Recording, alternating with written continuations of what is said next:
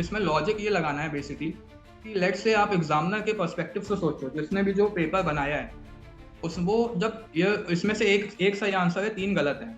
जब भी वो गलत ऑप्शन बना रहा होगा तो उसकी गलत चीजें बनाने के लिए वो दिमाग में ऑप्शन सोचा होगा ना कि मैं गलत क्या ऑप्शन बनाऊं।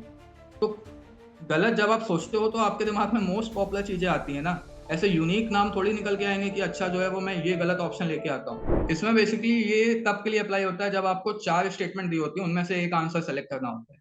तो उसमें जो है वो जनरली कुछ जो केस निकल के आते हैं कि कैसे कैसे क्वेश्चंस बना सकते हैं वो लोग। तो उसमें एक होता है कि odd one out. Basically odd one out में वही होगा कि तीन आपको जो है वो ऑप्शन बहुत ही पॉपुलर दे दिए, एक ऑप्शन आपको जो है वो बहुत ही लीस्ट पॉपुलर ऑप्शन दे दिया कि वो आपने सुना ही नहीं होगा कभी। दूसरा टाइप होता है उसका उल्टा होता है बेसिकली कि एक ऑप्शन बहुत फेमस है, तीनों बाकी तीन ऐसे हैं कि जो आपने कभी नहीं सुने।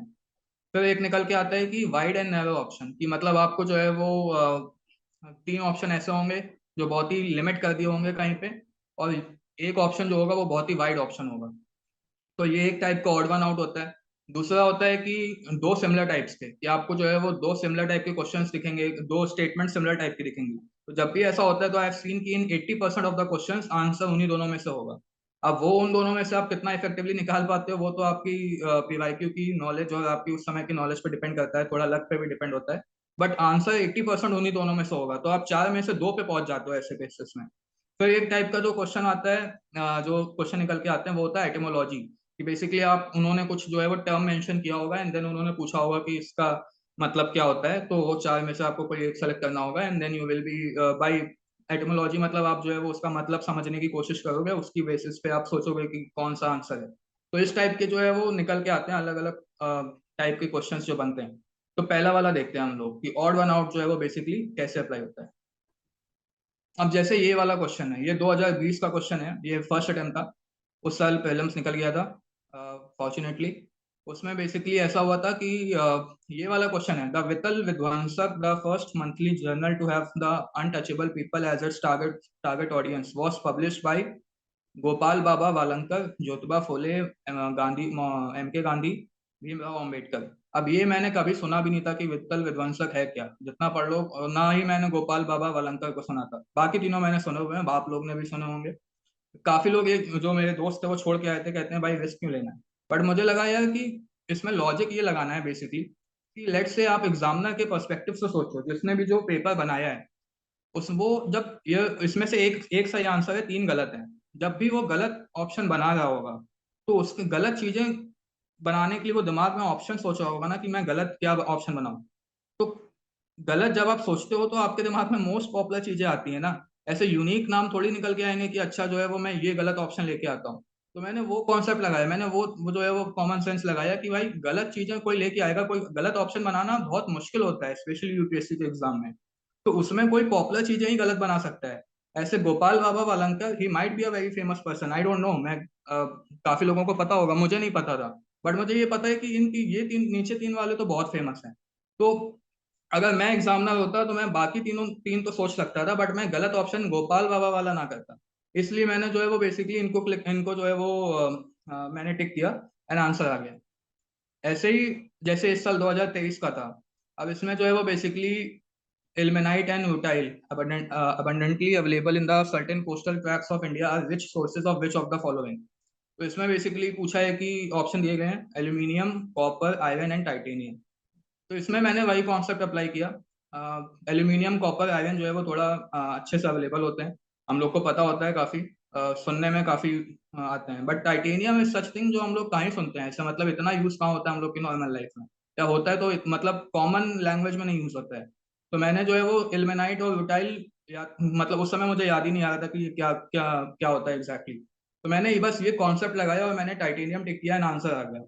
तो इस तरीके से ऑड वन आउट से आप बेसिकली एक दो क्वेश्चन जो है वो वहां पे निकाल सकते हो। अब हम लोग आते हैं अपनी थर्ड टेक्निक पे कि कॉमन सेंस को कैसे जो है वो हम लोग अप्लाई करते हैं। मैंने कैसे जो है वो 2023 वाला एग्जाम जिसमें लोग बहुत टफ बोले थे उसमें कैसे अप्लाई किया था। तो ये क्वेश्चन है बेसिकली कि consider the following statements in respect of the national flag of India according to the flag code of India 2002। Statement one, one of the standard sizes of the national flag of India is 6000 mm into 4000 mm. Oh, sorry, 600 mm into 400 mm. Statement 2 है the ratio of the length to the height width of the flag shall be 3:2। अब मुझे नहीं पता flag code कौन पढ़ के जाता है, तो ये लेकिन इसमें मैंने ये देखा कि भाई पहले वाले और सेकंड वाले में थोड़ा सा कोरिलेशन तो है, क्योंकि 600 400 का रेशियो लो तो 3:2 आता है, तो उस लॉजिक से सेकंड स्टेटमेंट ठीक तो लग रही है मुझे। ठीक है, तो मुझे ये हो सकता है कि सही होगी, मुझे फील आ रही है कि सही होनी चाहिए पहला वाला। लेकिन अगर हम लोग देखें तो भाई one of the standard size, अब मुझे नहीं पता, लेकिन मैंने ये देखा यूपीएससी के पेपर्स में पीवाईक्यूज में कि जनरली फैक्ट्स तो दिए होते हैं वो गलत होते हैं। ठीक है, अब इस बेसिस पे आप बोल सकते हो कि फैक्ट तो दोनों में दिए गए हैं, दोनों गलत हो सकते हैं, लेकिन मैंने उसका आपको लॉजिक दिया कि उन दोनों में कोरिलेशन बन रहा है तो जनरली सही होना चाहिए। और यूपीएससी के में ऐसा होता है कि अगर दो फैक्ट्स दिए गए उनमें से एक तो सही होगा ही, तो इन उसकी वजह से मुझे एक फैक्ट सही करना है, एक गलत करना है। और मैंने बताया कि सेकंड वाला जो है वो स्टेटमेंट 2 क्यों सही लग रहा है, तो उस वजह से स्टेटमेंट 2 तो सही होनी चाहिए, स्टेटमेंट 1 गलत होनी चाहिए। और स्टेटमेंट 1 अगर गलत है तो उस बेसिस पे मैं आंसर डी पे मैं डी पार्ट जो है वो टिक करूंगा, statement 1 is incorrect and statement 2 is correct. तो मुझे पता नहीं था कि वो है कि नहीं है, लेकिन मैंने आंसर निकाल लिया। ठीक है, ऐसे ही जो है वो अब अगर हम लोग ये वाला देखें, ये भी 2023 का ही है। स्टेटमेंट 1 है कि USA and European union have launch the trade and technology council. मुझे पता नहीं था कि ऐसा कुछ लॉन्च किया। मैं न्यूज़, जबकि मैं इंटरव्यू के प्रिपरेशन कर रहा था, 3 3 न्यूज़पेपर पढ़े थे, बट मैंने ये कभी सुना नहीं था कि उन्होंने कुछ ऐसा लॉन्च किया। स्टेटमेंट 2 होता है कि the USA and European Union claim that through this they are trying to bring technological progress and physical productivity under their control. अब अगर आप ये स्टेटमेंट को पढ़ो, स्टेटमेंट 2 को पढ़ो, तो इसमें लिखा हुआ है कि यूएसएनयू जो है वो technological progress and physical productivity को अपने कंट्रोल में लेके आने वाले। अब आपने अगर नॉर्मल आपको अंडरस्टैंडिंग है डिप्लोमेटिक फॉरेन पॉलिसी की, डिप्लोमेसी की, तो आपको पता होगा कि भाई जो देश होते हैं वो ऐसे कभी जो कुछ भी लॉन्च करेंगे, कोई भी अलायंस लॉन्च करेंगे, कुछ भी लॉन्च करेंगे, दे विल नेवर से कि हम जो है वो इस चीज को अपने कंट्रोल में लाने वाले हैं। वो भले लाना चाहते हो, बोलेंगे नहीं, वो हमेशा ऐसे बोलते हैं कि this is for inclusivity, this is open and inclusive Indian Ocean, this is for ensuring कि we are bridging the global north with the global south. वो कहते हैं कि नहीं, वो अलग बात है। तो अंडर देयर कंट्रोल वाला इज समथिंग जो कि वो अपने डॉक्यूमेंट, अपने जब उन्होंने ये अलायंस लॉन्च किया है, काउंसिल लॉन्च किया है, उसमें ये ऐसे वर्ड्स नहीं यूज करने वाले। तो मुझे ये थोड़ा ऑड लगा, मुझे लगा कि यार ऐसा कौन बोलता है फॉरेन पॉलिसी में। तो मैंने ये कॉमन सेंस लगाया, तो मुझे स्टेटमेंट 2 गलत लगी। मैंने ऑप्शन सी देखा, statement 2 is incorrect, statement 1 is correct, answer आ गया, सही था। इस तरीके से जो मुझे नहीं पता था वो भी सही हो गया। ये होता है कॉमन सेंस। ऐसा आता है अगला वाला 2023 का ही क्वेश्चन है ये भी। Government of India provides MSP for niger seeds. पहले तो मैंने देखा कि नाइजर होता गया है, तो पता चला कि बगल में हिंदी वाला लिखा हुआ था तो काले तिल होते हैं। तो सेकंड मैंने देखा कि niger is cultivated as a kharif kharif crop. C है कि थर्ड है कि some tribal people in India use niger seed oil for cooking.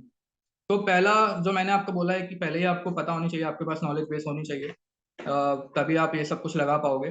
तो पहला वाला आपको पता होगा कि ये सही है, क्योंकि अगर आप आपने थोड़ा बहुत भी पढ़ा हुआ है तो आपको पता होगा कि एमएसपी जो है वो 23 क्रॉप पे दी जाती है, और मुझे उसके नाम का रफली आइडिया था।